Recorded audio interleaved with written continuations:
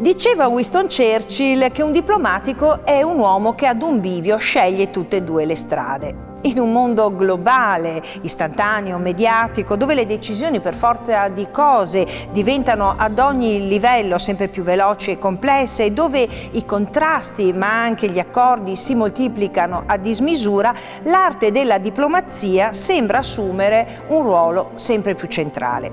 Ma quali nuovi strumenti e abilità servono oggi in una società in cui la pandemia ha sconvolto tutti gli equilibri di forze per gestire le relazioni internazionali tra paesi?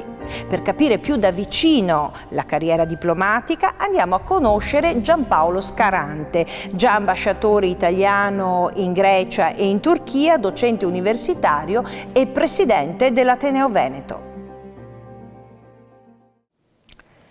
In un mondo globale sconvolto dalla pandemia, parlare di diplomazia non è certo facile. Allora, se si apre però il sito della Farnesina alla voce carriera diplomatica, si legge: le parole d'ordine oggi sono interdisciplinarità, rapidità, professionalità, preparazione e comunicazione.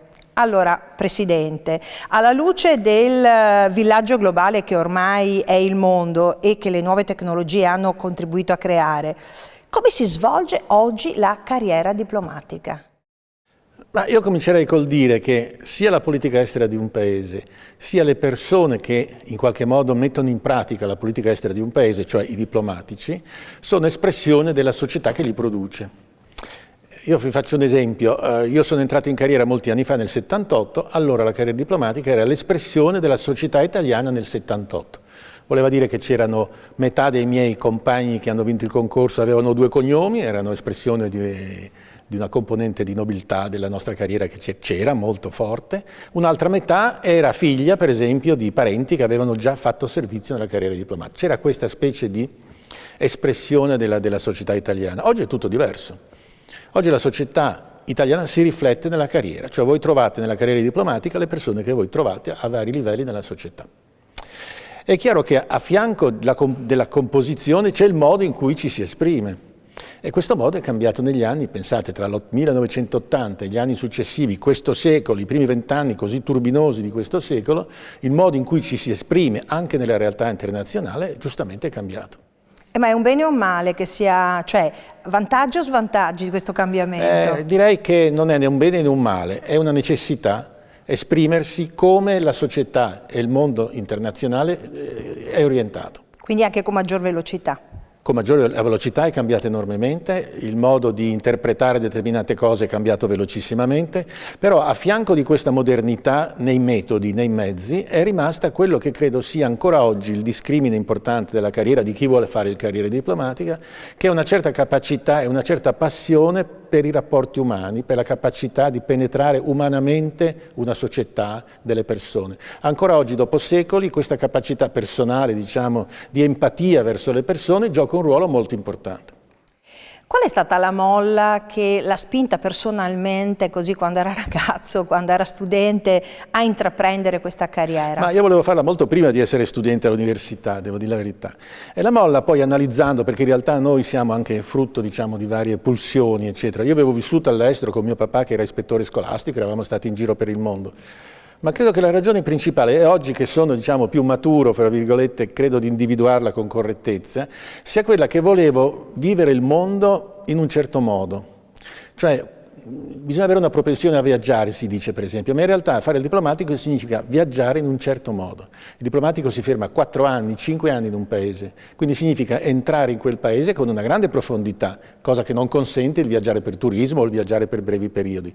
Ecco, quest'idea, cioè di entrare profondamente in un paese, comprendere le sue forze profonde, la sua cultura più intima, eccetera, è quella che ancora oggi mi interessa di più. Quindi anche la propensione a imparare lingue nuove, diciamo, con scioltezza. Paradossalmente era molto più importante conoscere le lingue quando io sono entrato in carriera. Oggi, diciamo, l'inglese, che non è più nemmeno l'inglese, è diventato una specie di mezzo di comunicazione, ha soppiantato tutto. Io per esempio le mie prime esperienze diplomatiche le ho fatte in paesi come l'Albania, come l'Africa mediterranea, come ancora oggi, dove la lingua dominante era il francese. La corrispondenza che noi tenevamo con i ministeri degli esteri era ancora in francese. Oggi invece tutto questo è sparito, quindi è vero, le lingue aiutano, però oggi abbiamo un mezzo di comunicazione globale che è l'inglese, che è diventato un mezzo assolutamente universale. Qual è il percorso di studi, diciamo, più utile a questa carriera, almeno secondo lei, e che studi lei ha fatto? Perché così capiamo più approfonditamente. Mi sono laureato in Scienze Politiche a Padova, la stessa facoltà dove adesso insegno, e allora la laurea era quadriennale, quindi ho fatto il percorso di laurea completo e poi ho seguito degli approfondimenti, ho studiato a Ginevra, relazioni internazionali, e poi soprattutto ho fatto un anno di John Hopkins a Bologna, che era propedeutico alla carriera diplomatica. Ecco, il consiglio che posso dare è il seguente. La carriera diplomatica ha un che di specifico, perché sono parecchie materie molto diverse, dall'economia al diritto, alla storia, alle lingue, eccetera. È necessario prevedere questo e quindi direi che oggi, per essere concreti, sono scienze politiche e forse giurisprudenza a essere le due strade maestre, giurisprudenza inserendo una serie di materie che non ci sono a giurisprudenza come l'economia, e poi fare degli approfondimenti successivi. Oggi è più facile farli, si possono fare in varie parti del mondo e si può anche prevedere, direi, quindi laurea, un approfondimento e poi una previsione di un corso per la preparazione all'esame, al concorso, che ha una sua specificità e che un corso speciale può aiutare a superare. Quindi poi per fare questo passaggio universitario in realtà si può provenire da qualsiasi tipologia di liceo, qualsiasi tipologia anche di istituto superiore, o secondo lei una preparazione più scientifica, umanistica o linguistica aiuta? Io ho l'idea che la preparazione umanistica aiuti di più in generale. Però devo dire la verità, questo non significa nulla, significa che ognuno può costruire il suo percorso. Il percorso di scienze politiche è fatto in maniera tale che uno può inserire con facilità determinati aspetti. Dicevo prima che il concorso diplomatico ha una sua caratteristica, che nessun altro ha. Chi fa il magistrato deve studiare legge, chi fa l'ingegnere deve studiare ingegneria. Scienze politiche bisogna essere profondamente dentro il diritto internazionale, l'economia, le lingue, la storia che resta ancora il tema, diciamo, la prova più importante del concorso. Quindi c'è questo aspetto molto vario e chi vuole prepararsi a una prospettiva di questa carriera deve prevedere questo sin dal suo corso di laurea, perché poi, diciamo, aggiungere questo tipo di conoscenza specifica in epoca successiva è molto più impegnativo e difficile. Quindi una preparazione trasversale, diciamo. Sì, direi proprio di sì, preparazione trasversale, tenendo presente che il mondo oggi è un mondo trasversale, cioè la complessità del mondo che noi abbiamo davanti a noi non la si comprende se non usando diverse metodologie, diversi metodi, avendo questo approccio trasversale alle varie discipline.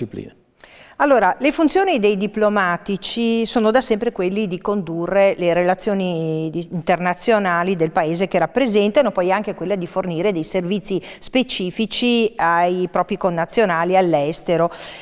I gradi professionali del diplomatico, quali sono e come si fa a raggiungerli? Tanto per farci un'idea.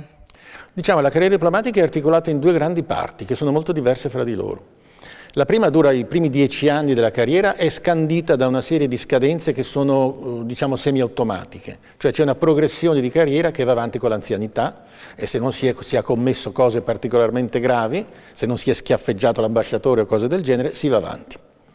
Questo fino ai 10 anni della carriera. Il primo grado è il volontario diplomatico, che inizia il primo anno facendo funzioni diplomatiche all'interno della Farnesina, comunque col grado di volontario, poi diventa segretario di legazione e poi consigliere di ambasciata, consigliere di legazione dopo 10 anni. Ecco, i primi 10 anni sono importantissimi perché all'interno dei 10 anni vanno fatte alcune sedi obbligatorie, una sede extraeuropea, una sede consolare, una sede commerciale, insomma c'è un curriculum preciso e poi al 10° anno, se si diventa consiglieri di legazione, come in genere la maggioranza lo è, si passa nella dirigenza dello Stato e da quel momento inizia un percorso diverso, la carriera cambia. I gradi successivi non sono più sulla base di quello che si è fatto, ma sono a scelta del governo, diventano cioè una scelta di sovranità del governo, soprattutto gli ultimi gradi, consigliere d'ambasciata, ministro plenipotenziario e infine ambasciatori di grado, a cui pochi arrivano perché sono pochi posti, sono a scelta del governo, il che significa che dipende da una fiducia che il governo ripone in quella persona e non sono nemmeno giustificabili. Il governo può dire io promuovo quello, senza dire il perché. Quindi vedete, sono due parti di una carriera molto diversa. La prima assomiglia ai militari, con una progressione di carriera, la seconda ha un aspetto più politico, non in senso partitico, ma in senso politico ampio, cioè c'è una fiducia politica in quel determinato rappresentante e quindi viene fatta scelta. Quindi ci sono dei concorsi nella prima parte? La prima parte sono i concorsi interni. Si fa anche, dopo 10 anni, si fa una tesi di magistrale su un determinato argomento, poi si diventa dirigenti dello Stato. Successivamente, invece, Nomine. È una scelta politica che deve essere ratificata in quanto politica dall'intero Consiglio dei Ministri, il che significa se qualcuno è contrario può opporsi. Se dovesse dirmi quali sono le doti che deve avere un bravo ambasciatore, cosa mi direbbe? Diciamo, le doti sono parecchie, come parecchie sono le doti che necessita chi ha un qualunque mestiere, qualunque professione che abbia un'ampia gamma di rapporti umani.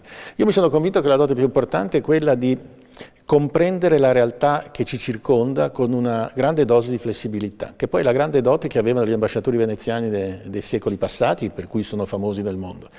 Cioè l'ambasciatore che arriva in un luogo, per esempio in una sede, sa che deve restare 4 anni, al massimo 5. Ha quindi bisogno di penetrare la realtà di quella sede in tempi rapidissimi. In pochi mesi deve riuscire a capire come funzionano le cose. I veneziani hanno un modo di dire estremamente efficace. Bisogna capire il giro dell'acqua. I veneziani sono legati all'acqua, no? Storicamente. Il giro dell'acqua, capire come le cose funzionano. Quindi credo questa capacità flessibile e, come posso dire, articolata di comprensione del mondo in cui si arriva, che può essere un mondo diversissimo perché il mondo è molto vario, credo che sia ancora la dote principale. Senta, non sempre ovviamente le cose sono facili e a volte in questo tipo di carriera ci si può trovare ad affrontare dei momenti molto molto delicati e anche pericolosi. Pensiamo a quando in certi paesi vengono meno le libertà fondamentali, ci sono dei colpi di Stato e un ambasciatore, insomma un diplomatico si può trovare proprio in mezzo a grandi scontri. Per lei che appunto è stato ambasciatore in Grecia e anche in Turchia, paesi che hanno conosciuto passaggi della loro storia non semplici, non facili, e io vorrei chiedere quali sono stati i momenti più difficili, più duri e quelli più di soddisfazione. Io credo che qualunque diplomatico, indipendentemente poi dalla carriera che farà, i luoghi dove andrà, deve mettere in conto che la carriera comporta dei rischi inevitabili. Comporta dei rischi perché si può essere coinvolti o in una crisi generale, una guerra locale, generale, o specifiche al paese, situazioni interne di difficoltà o situazioni di guerra limitate a quel paese. Io ho vissuto un po' tutte queste cose, credo di non essere stato l'eccezione.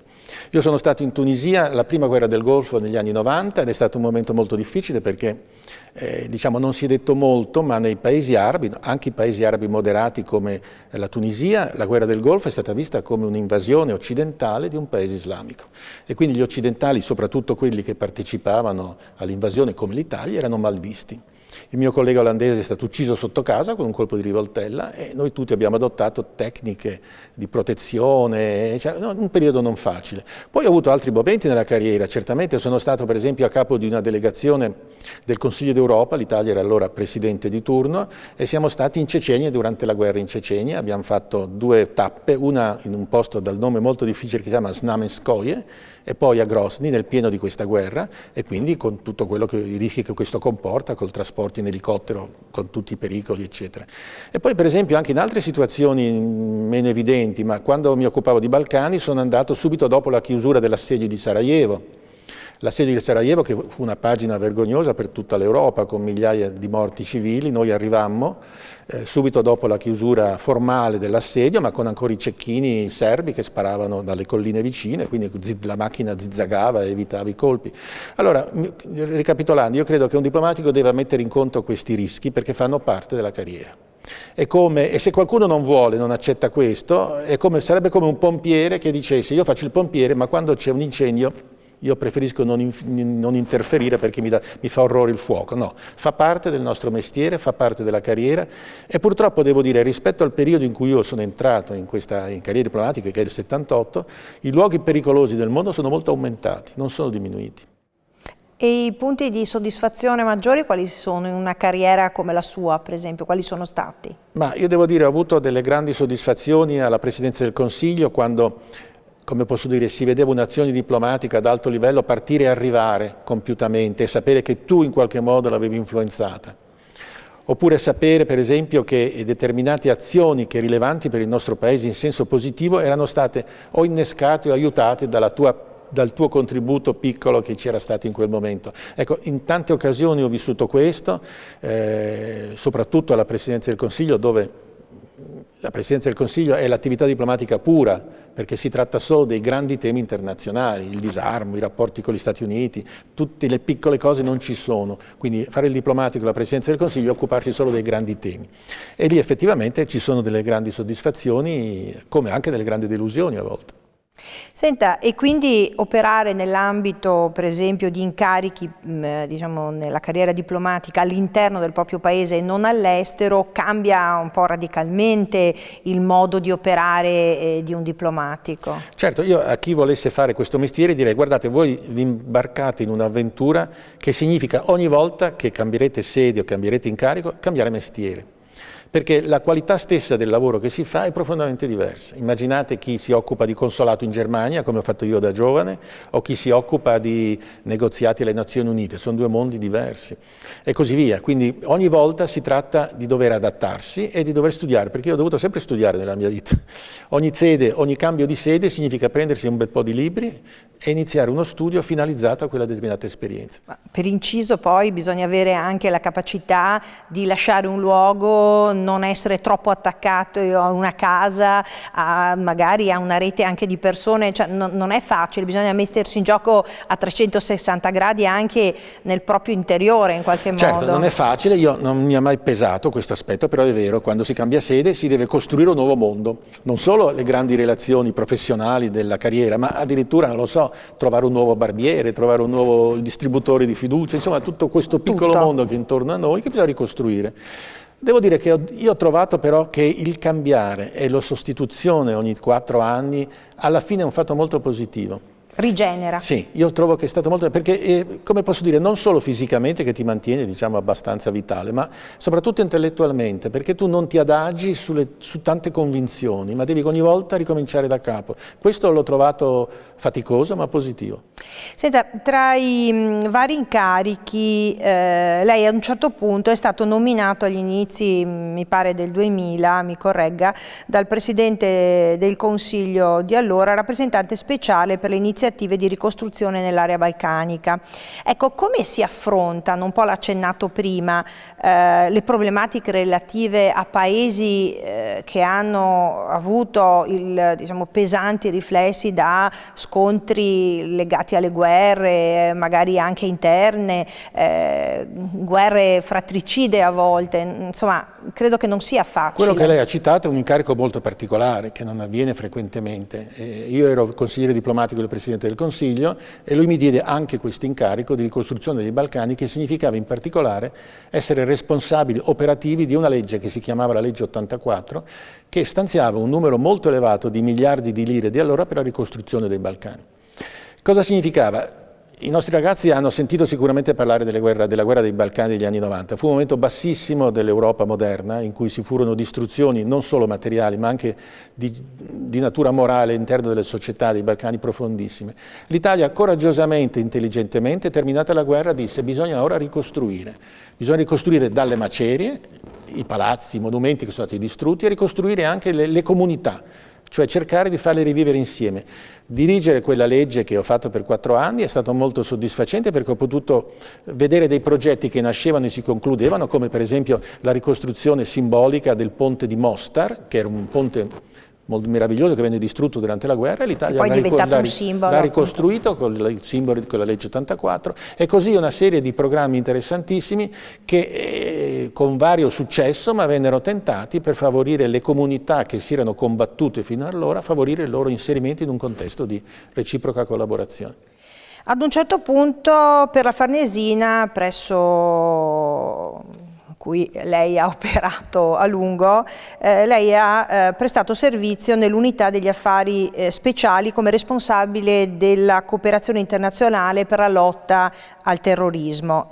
La cooperazione contro il terrorismo internazionale, quando creai io quell'unità, fu la prima, erano anni iniziali, ricorderete ci fu un grave atto di terrorismo, per l'Italia fu il dirottamento dell'Achille Lauro, una motonave che venne dirottata con una serie di successive vicende. Ecco, l'Italia si fece interprete di questo primo atto di terrorismo marittimo per una grande convenzione internazionale che io lanciai e che poi seguì e che venne poi firmata a Londra, all'IMO, l'Istituto per la Navigazione Marittima, che prevedeva appunto il terrorismo internazionale, il contrasto al terrorismo internazionale marittimo. Poi il terrorismo internazionale non aveva nulla a che vedere col terrorismo di oggi, erano anni molto diversi, c'era anche un terrorismo interno molto forte. E io voglio raccontare questo perché parecchi anni dopo, un magistrato mi rivelò, e per fortuna non me lo disse prima, che in un covo delle Brigate Rosse trovarono una lista di persone che erano potenziali obiettivi, una lista abbastanza lunga, che avevano seguito per un certo periodo ma avevano scartato. Ecco, io c'ero fra quelli e devo dire per fortuna l'ho saputo molto dopo perché mi sarei ovviamente molto spaventato a saperlo, però per dirvi che anche questo rientra un po' nel novero delle cose che si devono fare. Allora, lei ha gestito a vario titolo rapporti con tutti i paesi dell'Europa orientale e in particolare rapporti con la Russia. Ecco, quali sono stati i paesi secondo lei più difficili o meglio, insomma, più complessi, ecco, usiamo questo termine, con cui trattare? Io ho una mia suddivisione dei paesi che mi sono fatta su base assolutamente personale, in base che giudico facili o difficili.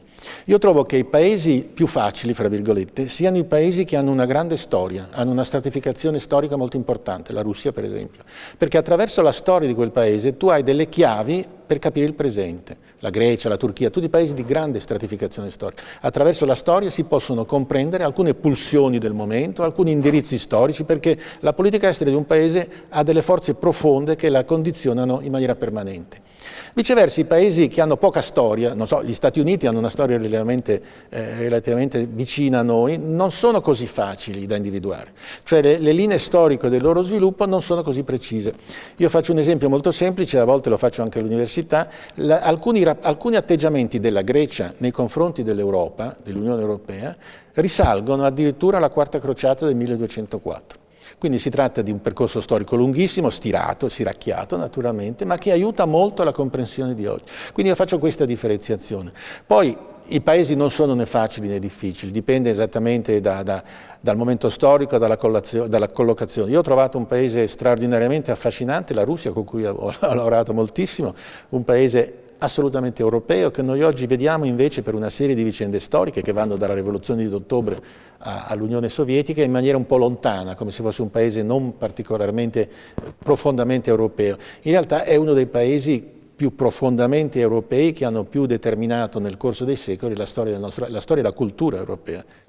In grande sintesi, mi saprebbe dire come la rete, quindi i collegamenti ormai istantanei che Internet offre e anche le nuove tecnologie ci danno come opzione facilmente raggiungibile da tutti, hanno cambiato la professione diplomatica? Ne hanno cambiato gli aspetti in cui si esterna, in cui si realizza, meno la parte più profonda. Quando negli anni 30 Galeazzo Ciano partì come console generale a Shanghai, il Ministero gli fece una lettera di una paginetta in cui gli diceva tu dovrai fare questo, gli dava degli indirizzi. Lui con quella paginetta poi si muoveva. Nel senso che andava, faceva quel che voleva, o qualche volta magari telefonava al Ministero, ma negli anni 30 non è che si potesse telefonare con la facilità di oggi. Io ho trovato questo mondo, questa diversità di mondo, tra l'inizio della carriera, per esempio ho fatto l'Albania negli anni 80 in cui le comunicazioni erano scarse, e quella di oggi. Sono cambiati i modi perché oggi i contatti sono non frequenti, frequentissimi, anzi eccessivi, assolutamente sovraridondanti. L'ambasciatore può chiamare direttamente il Ministro degli Esteri 2 volte al giorno se ha necessità, può parlare col Presidente del Consiglio senza problemi. Tutto questo ha cambiato l'aspetto in cui si esterna la politica estera. In realtà le motivazioni profonde e la capacità profonda di incidere su questi grandi temi resta legata sempre non tanto alla comunicazione ma quanto alla sostanza delle cose. Mi scusi, ho una curiosità, visto che parliamo di rete, di internet, di comunicazioni, ma con l'attività così delicata che un diplomatico, un ambasciatore ha, il terrore di essere spiati è, penso, al primo punto. E come ci si difende in un mondo in cui ormai non sai neanche se sei registrato quando fiati? L'informatica ha cambiato moltissimo, non solo la carriera diplomatica o il mondo diplomatico, ma tutto il mondo.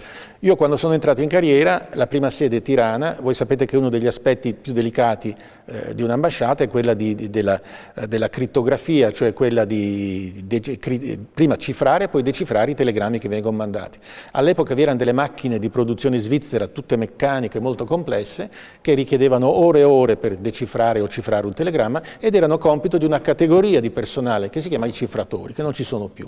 Oggi sono spariti i cifratori, sono sparite le macchine, lo stesso computer speciale e protetto in un certo modo che usa il diplomatico gli consente la cifratura immediata. Questo per darvi un'idea di come il mondo è cambiato. Certamente il mondo ha accelerato la situazione. La componente più delicata della nostra carriera è evidentemente molto più esposta, perché esistono anche dei telefoni cifrati, ma non sono così diffusi. Per esempio i telefoni in ambito NATO sono tutti cifrati. Uno parla, la voce viene scomposta e ricomposta dall'altro capo del filo. Ma questo non avviene dappertutto. Invece i telegrammi sono sempre cifrati, cioè vengono inviati in cifre e possono essere scomposti solo alla fine. Nulla di nuovo, gli ambasciatori veneziani alla corte del sultano facevano la stessa cosa e all'archivio di Stato sono addirittura conservati la metodologia con cui cifravano i telegrammi. Quindi un mondo che è cambiato ma che nella sostanza è rimasto lo stesso. A volte viene da pensare, insomma, a certi film che si sono visti, che hanno qualche anno, ma ce ne sono ovviamente di recenti americani bellissimi, no? Che quando si pensa, non so, alla vita di un ambasciatore, di un diplomatico, no? Un intrigo internazionale, di spie, di cosa, ma lei si è mai trovato in situazioni così limite? Sì, non quelle raccontate nei film.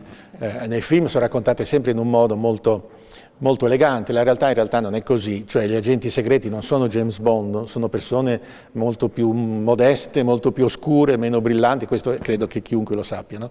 Certo, io mi sono trovato in tante situazioni, soprattutto per esempio in Turchia molto recentemente. Istanbul, come voi sapete, per la nuova politica turca, per il nuovo assetto che il Mediterraneo, in quella parte del Mediterraneo sta assumendo con le crisi siriane, la rinnovata politica turca, eccetera, è tornata l'Istanbul delle spie. L'Istanbul dei primi del Novecento, dove tutti i servizi segreti sono presenti, dove nei ricevimenti sicuramente si annidano spie a destra e a sinistra, ed è un mondo molto, molto interessante sotto molti profili. A tanto più che in quel periodo in cui io ero lì c'era la guerra siriana e potete immaginare quanto passasse della guerra siriana attraverso Istanbul. Diciamo, la diplomazia è sfiorata da quel mondo. I diplomatici non sono agenti segreti, fanno le stesse cose degli agenti segreti, ma alla luce del sole. Senta, da tempo lei insegna alla Facoltà di Scienze Politiche di Padova teoria e tecnica della negoziazione internazionale. Cos'è la prima cosa che dice agli studenti all'inizio di un corso e l'ultima cosa che dice quando lo conclude? È la stessa. Io quando inizio il corso faccio una prima lezione introduttiva sulla complessità del mondo che ci circonda. Perché la vera novità degli studenti che oggi probabilmente ci ascoltano e quelli che ci ascolteranno è che dovranno passare la loro vita in un secolo, il XXI, che è iniziato in maniera turbinosa, ma che ha una caratteristica assolutamente netta, cioè la cifra di questo secolo è la complessità. Non è il secolo precedente che si è evoluto in forme diverse, è un secolo radicalmente diverso. Tante cose noi non possiamo comprenderle perché non possiamo usare gli schemi del passato. Allora, cosa dico agli studenti? Voi vivrete la vostra vita in un mondo complesso. La complessità, c'è un unico antidoto alla complessità, è la conoscenza. Bisogna studiare ancora di più per, attraverso la conoscenza, vincere la complessità. E aggiungo, diffidate da chi dice che la complessità è un falso. Chi dice che la complessità non esiste, che sono categorie di persone che vi dicono che le cose sono complesse e che in realtà sono molto semplici, perché non è così. La complessità esiste, non esiste la semplificazione della complessità e l'unico antidoto è la conoscenza, per cui bisogna studiare, molto di più di prima.